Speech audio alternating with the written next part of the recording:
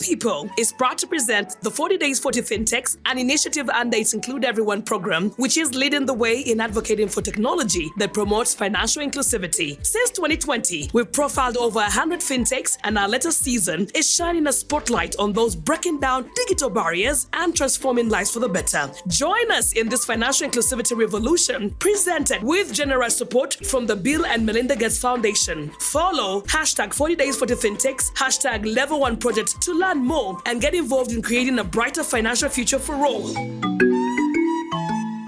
The 40 Days for the FinTechs initiative continues to shine a spotlight on innovators that are using financial technology to serve the unserved and underserved populations in Uganda and across Africa. On day 20 of the annual 4 Days for the FinTechs initiative season 5, we are glad to host a representative of Village Enterprise. Kindly introduce yourself and what you do at Village Enterprise. My name is Mercy Angela Nongo, and I'm a digital product manager at Village Enterprise. Yes, sir. For those watching you for the very first time, what is Village Enterprise? When did it start? What does Village Enterprise do?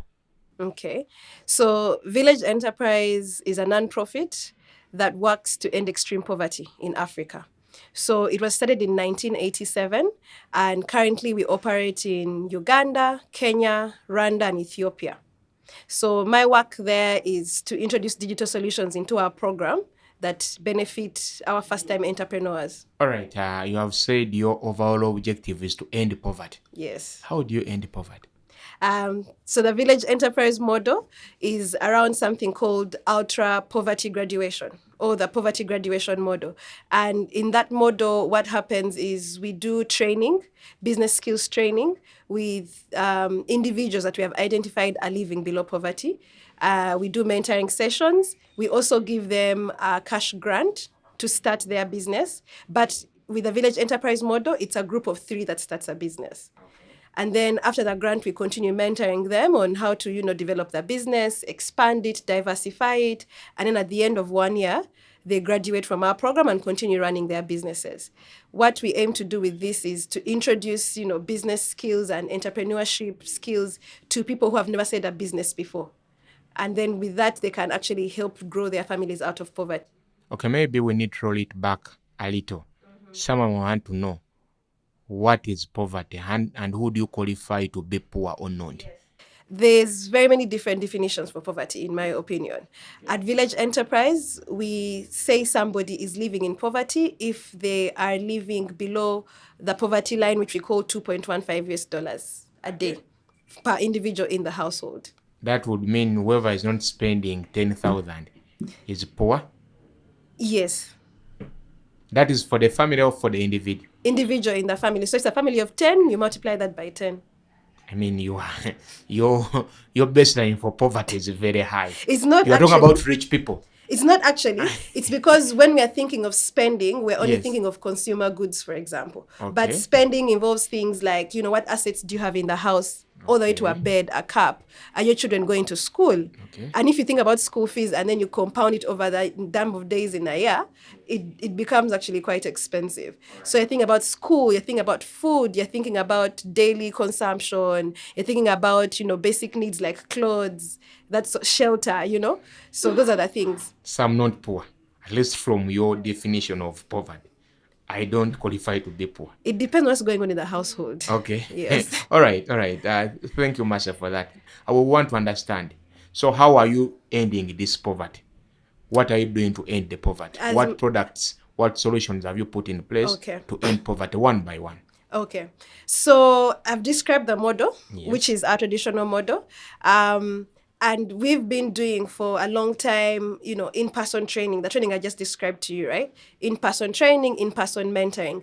But we are looking to scale the work that Village Enterprise is doing, and we're looking to scale it drastically while still maintaining our world-renowned levels of impact. So what we're doing now is we're introducing digital tools within the organization to improve the way we deliver our services to our first-time entrepreneurs, but then also to the entrepreneurs as well. So some of the interventions that I've been working on particularly involve things like digital training, where these entrepreneurs can actually get knowledge from a digital platform without us having to be there physically to train them. We're also looking at how do they do record keeping for their savings groups that they set up digitally, right? So yes, you can do the records in a book, but then outside of the book, can you do those records on a digital platform? Which means even if anything happens, like a natural calamity, you can always just log in and do record keeping. So we've been doing pilots for that, and now we are doing a scaled rollout within our countries of operation. Then for the future, I'm looking at, okay, these people have businesses. They're currently doing their record keeping for the businesses on paper. How do I move that to a digital platform? Again, for the benefits that digital platforms bring. Okay. Yeah. All your products are quite nice and amazing. But what has fascinated me the most is what you called cash grants. Yes. What are cash grants and how do you manage them under Village Enterprise? Cash grants is basically money that you're given that you don't have to pay back. Okay. Yes. So how it's done at Village Enterprise is we usually have a standard, at least one area or time of operation. And then we train these entrepreneurs. If they go through our training program successfully, which for us means they attend the trainings consistently, we give them money to start a business. They don't have to pay us back. They just have to start the business with the money we have given them. I know not poor as per Village Enterprise. But I want to know, do I qualify for the cash grant? No, because you have to have qualified for our program to start with. So who qualifies for the program? That's what I wanted to Somebody ask. who is living below poverty, which is the 2.15 baseline I told you. Well, now that is the theory part of it. Now in practice, Yes. let us assume I'm George and I stay in Entebbe. So how do I qualify to be part of that program? I attend the training and later I qualify for the cash grant. Yeah. So technically, if you stay in Entebbe, you might not qualify even if you qualify because we're not operating in Entebbe right now. We do have areas of operation. For example, in Uganda, we are in the north, in Acholi sub-region, in Teso sub-region, and then we also have some projects near Chivale National Park, which is what we call parks. So those are people who we're currently serving right now. But of course, we hope to expand in Uganda and also in other countries in Africa. So to qualify for the program, usually what the first step is, we go out into the field and then we use a digital questionnaire called a PPI. And a PPI is, I think, a poverty something index, but it's a set of questions that you ask somebody, and at the end of them answering those questions, it will tell you if this person is living below 2.15 US dollars a day or not. We're also experimenting with other ways to do this because, of course, with a questionnaire, it means we have to go to every single household one by one. It's not very scalable. Right? So we're also incorporating other ways to find out people who are living below poverty. And, we're exploring things like, can we get satellite mapping and use that to determine? Can we use AI models that look at, population and census data and then use that to determine those sort of things, right? So we identify people who are living below poverty, but then we also have something called inclusion, where we might include some people who are living very close to poverty and also introduce them into the program. And something else that we also do is sometimes we run surveys in villages. Sometimes we can think in this area, this person is well-to-do, when actually they are not. Or we can think they are poor when actually they are not. Because I've realized when we work, for example, in places that have pastoralists, they don't have permanent structures. But someone can have 1,000 heads of cattle.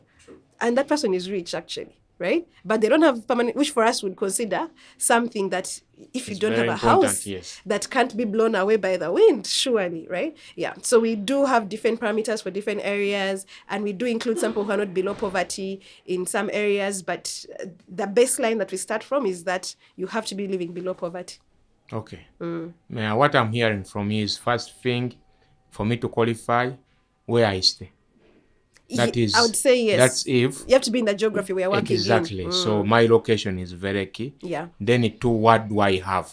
Yes. If I'm a cattle keeper, for instance, I'm a farmer in that case. If I have 50 cows and 20 goats, the chances are high I'm not living below the poverty line as per the assets I have. Then the other thing is the information I give in. Yes, I now must say, with all that, we would want to understand, how are you integrating FinTech in new offerings. Yeah. So as I mentioned previously, we are looking to scale quite quickly, actually. Village Enterprise wants to reach 20 million people by 2030. And we crossed our 1 million not so many years ago, right? So one of the ways we're doing that is because we are working on entrepreneurship in Africa and first-time entrepreneurs, we need to enable them to have sustainable businesses. And it's very hard to have a sustainable business right now without going digital, right? Without having access to financial services that are offered digitally, because I think digital services bring a bit of inclusivity. So that's what we are looking at, right? We want to, first of all, improve inclusivity for the people that we are working with, our entrepreneurs, and we want to enable them to have access to things that they may not necessarily have in their geographies, right? So for us, with digital solutions, it means that I can call somebody, even in Entebbe, and ask the cost of something. And that's the same thing that's happening with our program. We have entrepreneurs in the refugee camps, right? For example, Bidi, and they were starting businesses, but for example, I have a poultry business and I do day-old chicks, but those chicks are in Kampala. So usually they have to wait until these people drive all the way to Bidi, maybe once a month, to make purchases. But now they can call and say, listen, I've got a bunch of farmers in my group and we're willing to buy. Can you guys come next week? And they actually come next week and they place the order. And then these guys deliver without having been physically present to place that order. So that's what we're looking at really. So in terms of FinTech, we've introduced a digital solution, which is helping our groups save using a digital platform.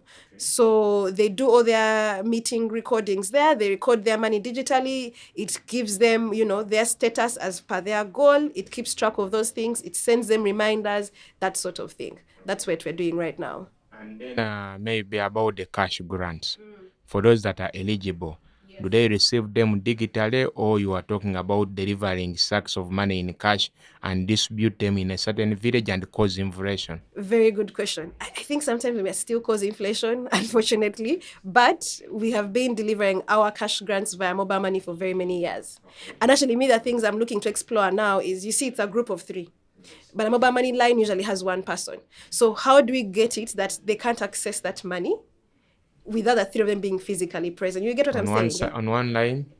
Yeah, we're things we're exploring, but we're exploring, very diverse ideas. We're looking at biometrics to maybe unlock a phone or a device, that sort of thing. But we have been delivering our money via mobile money. We have partnerships with both MTN and Airtel in Uganda to facilitate that. And we're looking actually to make that partnership more formal, because now we've been working with the people that are working in the regions that we're working in. But at the scale at which we want to grow, we have to make those partnerships more formal. So I'm really excited about that. Yes, sir, because I wanted to be the devil's advocate, and I wanted to ask you this question. Now that you have touched part of it, let me ask it right now. The cash grant is given to a group of 3 entrepreneurs that are working together. So the 3 of us, George, Norton, and Nicholas, receive a cash grant. Okay, the 3 of us, the 3 of you, Mercy, George, and Norton, receive a cash grant of 3 million to further inject in your business. And because Mercy is a party person, she goes and uses the money for a hangout. How do we reconcile that? Yeah. So that's why, remember I said with our program starts with training. Those are exactly the things we tackle when we are doing training with our entrepreneurs. It's very hard to give somebody money and they have no use for that money, and you expect them to use it properly, right? So that's why I think with the village enterprise model, we focus a lot on training. And that's why I also said earlier that you have to have attended a certain number of trainings with us for you to qualify for the cash grant. So one of the first things we train is, don't be like Mercy. All right. Yeah, don't be like Mercy. And also why we even give them cash to a group of people is because Mercy might get ideas, but the 2 of them are going to be like, no, Mercy, our business has to work. Yeah. Have you had a scenario where Mercy disappeared from Norton and George? Not that I know of, but I think it's possible. You can't put it off. But also another thing we do is, as soon as we give the cash grant, we start following up. One of the first activities that happen as soon as we've given money is we start going back to find out, show me the things you bought with your money. And actually we encourage them to finish all them, like utilize all the money for their business. Sometimes, let's say, as you said, hypothetically 3 million, but we don't give 3 million, but hypothetically 3 million, and then you spend 2.5. Then that 500 is there sitting, waiting for future expenses. What will happen is you use it for other things. So we encourage you as much as possible. If it means buying more stock than you projected, buy more stock. But don't have the money sitting there waiting to be used for, party. Yes, sir. Now, Mase, I know you have been in FinTech for some time in different organizations, the latest being Village Enterprise. And indeed, you are doing a good job. Want to understand, I believe you are. Don't hope. You are doing an amazing job. And Uganda is honored to have people like you. We want to understand, how do you think, using the Village Enterprise model, how do you think FinTech will help transform a country like Uganda? For me, or maybe how is it helping, because we're already using these solutions? Yeah, I had actually, I don't want to say an argument, but a conversation with my friend last night, and we were discussing how, my vision for tech and they called it computers, my love for computers, right? For me, I believe this is the future. One, digital is the future. The power of the internet is the future. And then also financial services being accessible, being democratized down to the, decentralized even down to the people. That's the future, right? We are going in that direction no matter what. Actually, my boss has this thing where he says, stop planning for feature phones. Yeah?